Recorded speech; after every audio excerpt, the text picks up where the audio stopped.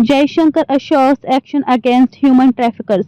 Government engaging with US to prevent mistreatment of deportees. 104 illegal Indian immigrants deported. Minister clarifies procedures. External Affairs Minister S.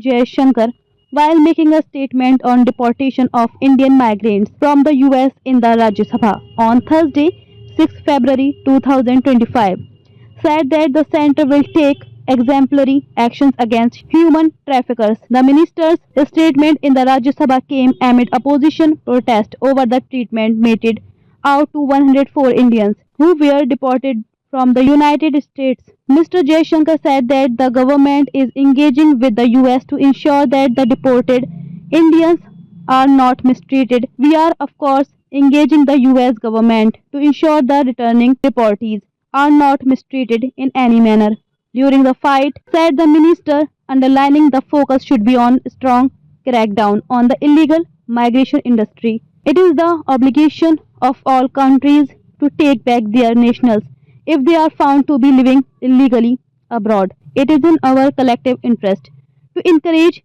legal mobility, discourage illegal movement. Our focus should be on strong crackdown on illegal migrants.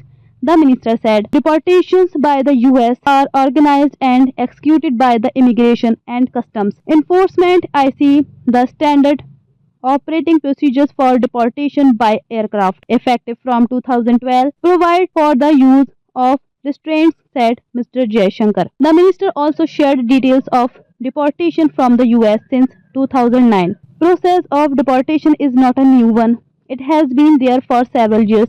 This is not a policy applicable to only one country, he added. The minister further said that women and children were not restrained. Further need of deportees during transit related to food and other necessities, including possible medical emergencies, are attended to during toilet breaks. Deportees are temporarily unrestrained if needed.